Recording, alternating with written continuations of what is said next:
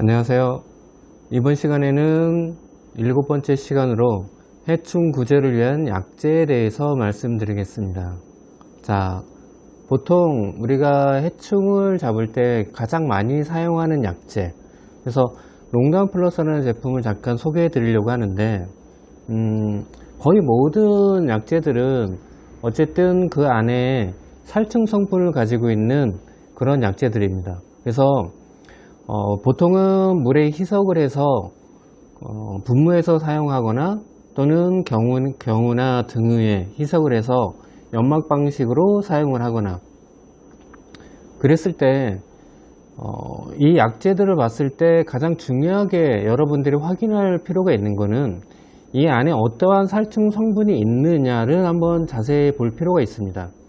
자, 그림에서 보듯이 여기 이제 델타메트린이라는 성분, 이 약재는 델타메트린이라는 성분이 약 100ml에 2.5g 정도가 들어가 있습니다. 다른 약재들을 보게 되면 보통 비슷한 유형의 어떠한 약재들, 델타메트린, 데카메트린, 사이퍼메트린. 자, 뒤에 이제 메트린이라는 어떤 용어적인 그러한 화학 살충 성분이 들어가 있는데 보통은 2.5g에서부터 한 4g, 100ml 분량의 이 정도의 약재가 들어가 있습니다. 그리고 우리가 보통 시중에서 쉽게 구매하는 에프킬라라든지 아니면 이렇게 바퀴벌레 살충용으로 사용되는 이런 강력 살충제들, 자, 이런 것도 성분 표시를 자세히 보시면 이런 델타메트린 또는 사이퍼메트린, 이게 한 0.3g 정도, 어떤 거는 0.03g, 그러니까 보통 한 100분의 1에서 10분의 1 정도의 성분이 들어가 있습니다. 자, 이 약재들은 보통 방역회사에서 가장 많이 사용하고 있는 약재인데 보통은 물에 희석해서 사용을 하기 때문에 희석돼서 건조하게 되면 침착제라는 역할로서 강하게 마르면서 장시간 이렇게 살충 효과를 나타내게 되는 약재들입니다. 보통 이 약재는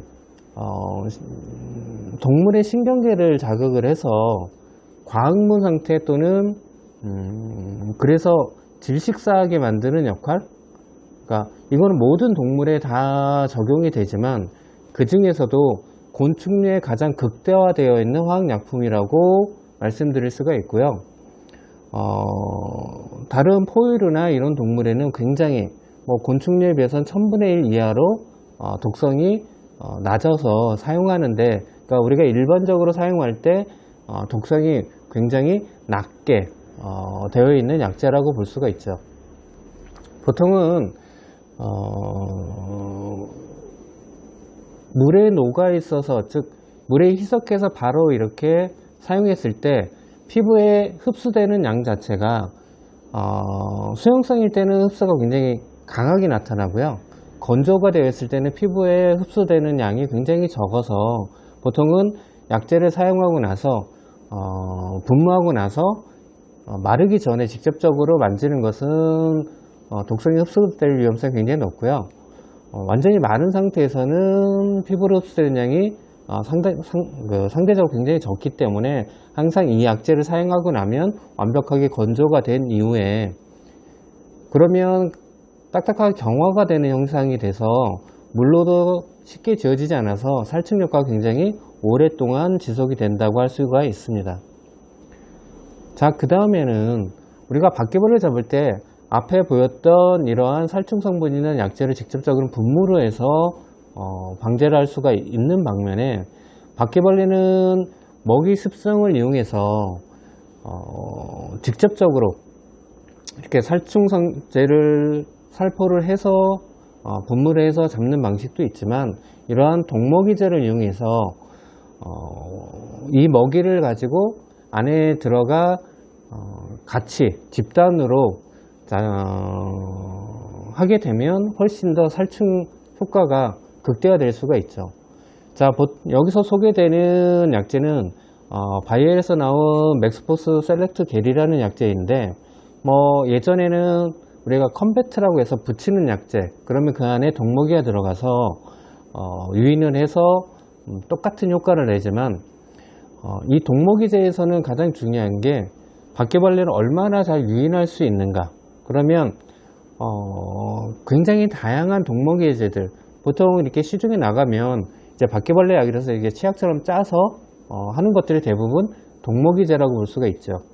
그러면 이 독모기제에는 대부분 어떤 살충 약제가 들어있냐면, 이거는 이제 피프로린이라는 약제가 살충 성분이 들어가 있는데, 이 약제는, 이 살충 성분은 우리가 기존에 한번 달걀의 살충제 성분이 문제가 됐던, 그래서 거기에 쓰이는 살충 성분하고 같은 성분이라고 보시면 됩니다. 그러니까 즉 양계장이나 이런 곳에 직접적으로 살충제를 뿌려서 사용됐던 만큼 독성은 굉장히 포유류나 이런 쪽에는 조금 낮게 사용되는 살충제라고 볼 수도 있죠. 그렇지만 아무래도 앞에 보였던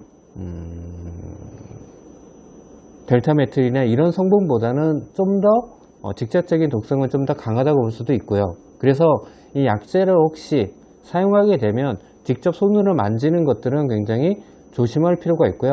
손에 묻었으면 바로바로 비누로 씻어서 피부에 흡수되는 것을 막아주는 게 굉장히 중요하다고 볼 수가 있습니다. 그래서 이거는 트랩을 이용해서 그 안에 약제를 짜놓고 유인을 해서 먹게끔 하고, 만약에 이걸 사용했을 때 보통은 바퀴벌레의 습성상 딱딱하게 굳어있는 먹이는 잘 먹지도 않습니다. 그래서 이 약제를 사용하게 되면 보통 한 달 정도 지나게 되면 거의 다 굳어서 바퀴벌레가 먹고 싶어도 먹을 수가 없는 상황. 그래서 우리가 약제를 한번 독모기를 놓고 나면 시간이 지나서 그 독모기가 줄었는지 아니면 굳었는지를 확인하고 교체해 줄 필요가 있죠.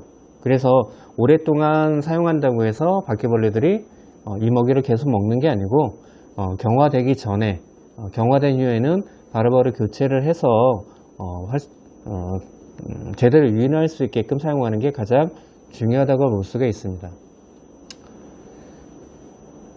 다음은 이제 쥐를 잡는 독먹이인데, 보통 이 살서제라는 표현을 많이 씁니다. 이 살서제라는 표현을 많이 쓰는 거는 살서제에는 만성이 있고 급성이 있는데, 급성이라는 거는 먹고서 바로 효과가 나타나서 쥐를 잡는 그러한 성분이고요. 보통 이제 만성이라는 거는 장시간 걸쳐서 이제 약효가 나타나는. 자, 이 약제는 만성 살서제고요. 대부분의 쥐약들은 지용성이 아닌 수용성으로 구성이 되어 있습니다. 그 이유 중에 하나는 이 쥐약이라는 건 독성을 가지고 있기 때문에 다른 동물에도 위해를 가할 수가 있어서 물러서 바로 희석이 될 수 있게끔, 바로 사라질 수 있게끔 대부분은 이제 수용성으로 만들어지고요. 이 약제의 특징은 만약에 쥐가 먹게 되면 모세혈관을 이렇게 터트리는, 그래서 가장 우리가 동물 중에서 모세혈관이 가장 발달되어 있는 곳이 이 눈이기 때문에 가장 먼저 모세혈관이 반응하는 것이 이제 눈이 되겠죠. 그래서 이 독먹이 같은 경우에는 쥐가 먹게 되면 쥐의 시력, 그러니까 눈에 있는 모세혈관이 터지면서 시력을 상실하게 되고, 그래서 보통은 이 약제를 사용하게 되면 처음에는 바로 죽진 않지만 시간이 지나면 이제 눈이 멀면서 바깥으로 나와서 이제 죽게 되는. 왜냐면 이게 급성보다 만성을 쓰는 이유 중에 하나도 쥐가 만약에 독먹이를 먹고 보이지 않는 숨은 곳에서 사망하게 되면 2차적인 문제가 발생을 하기 때문에 보통 이 약제는 대부분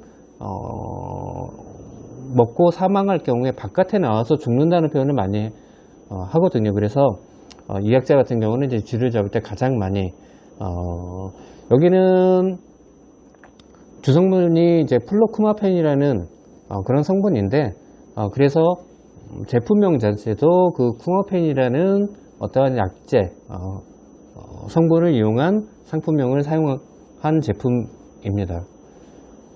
자, 그 다음에 우리가 앞에는 주로 이제 바퀴벌레용이라고 한다면, 자, 이번 약제들은 우리가 주로 목이나 팔이, 그래서 성충을 잡기보다는 유충을 억제했을 때, 유충을 구제했을 때 훨씬 더 효과가 극대화되기 때문에, 자, 이 약제는 보통 이제 곤충 성장 억제제라는 표현을 씁니다. 그래서 이거는 유충이 살고 있는 곳에 사용을 해서 그 유충이 성충으로 성장하지 못하게끔, 그러면 유충이 바로 죽을 수도 있지만 유충이 기본적으로 번데기로 번태를 해서 성충으로 변태를 하는데, 그 중간에 유충이 번데기 상태에서 이제 죽을 수 있게끔 개발된 약제로, 보통은 우리가 이렇게 웅덩이라든지 이런 곳에 이 약제를 투여하게 되면 기본적으로는 거기 만약에 유충이 있다고 한다면 그 유충들을 이제 박멸하게 되겠고요. 주로 팔이나 목에 유충이 가장 많은 곳이 대부분 정화조에 가장 많이 서식을 하고 있기 때문에, 보통은 화장실에 이 약제를 보면 이제 가루 형태가 있고요, 액상형 형태가 있고, 그래서 이거를 정화제에 직접적으로 투여를 하게 되면 효과가 바로 나타나는, 그래서 뭐 정화제 뚜껑을 열어서 직접적으로 투여를 하는 방법도 있겠지만, 보통 우리 변기에 이 약제를 넣고 물을 내리게 되면 그 모든 물이 이제 정화조로 들어가서 거기서 이제 약제가 펴지면서 이제 방제하는 효과가 나타나겠죠. 자, 다음 약제는 개미 동먹이제인데, 자, 개미는 앞에서 말씀드렸듯이 가장 중요한 거는 여왕개미를 잡는 거. 보여지는 개미를 잡기보다는 여왕개미를 잡아야 개체수를 죽일 수 있고 완전히 박멸을 할 수가 있겠죠.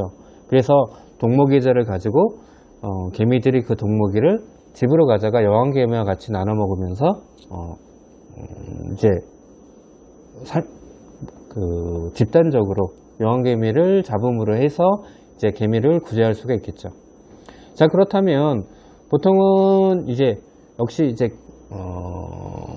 유인을 할 수 있는 그런 약제가 되겠죠. 그래서 보통 이제 가루, 이렇게 과립형이 있고 그 다음에 액상형이 있습니다. 그래서 과립형 같은 경우에는 주로 뭐 멸치나 이러한 먹이제를, 유인제를 많이 사용이 되고요. 그 다음에 이러한 액상이나 젤형 같은 경우에는 꿀과 같은 달콤한 시럽 같은 것들이 섞여서 사용되게끔 해서 개미를 유인을 해서 그 동먹이가 집으로 가져가서 이제 여왕개미 또는 유충하고 같이 먹으면서 이제 방제가 되는 그런 약제입니다.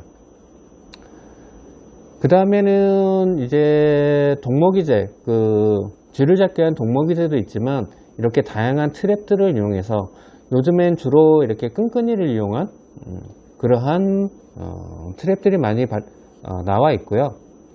자, 그 다음에는 아까 말씀드렸던 바퀴벌레 동먹이제를 이용할 경우에 보통은 그냥 종이나 이런 데다 짜서 바퀴벌레들이 많이 지나가는 곳에 놔둘 수도 있지만, 이렇게 트랩 형태로 아예 안에 약제를 넣을 수 있는 이런 트랩들도 굉장히 많이 개발되어 있고요. 그리고 보통은 이제 바퀴벌레 집이라고 해서 이렇게 끈끈이가 붙어 있는, 그래서 그 가운데 유인제를 넣고 바퀴벌레를 유인해서 끈끈이로 잡는 이런 트랩도 굉장히 많이 개발이 되어 있고요. 그래서 앞에서 보였던 다양한 약제와 이런 트랩을 이용해서 이런 해충들을 구제하는 것들, 그렇게 되면은 훨씬 더 손쉽게 구제할 수 있을 거라고 보여집니다. 자, 이번 시간에는 간단하게 해충을 잡을 수 있는 그러한 약제들과 그 다음에 그걸 어떻게 활용하는지에 대해서 알아봤고요. 자, 그러면 이제 다음 시간에는, 자, 이번에는 해충에 대한 약제였다고 한다면 다음 시간에는 우리가 많이 궁금해하는 코로나19나 이런 바이러스 또는 세균에 사용되는 약제, 약품에 대해서 알아보도록 하겠습니다. 감사합니다.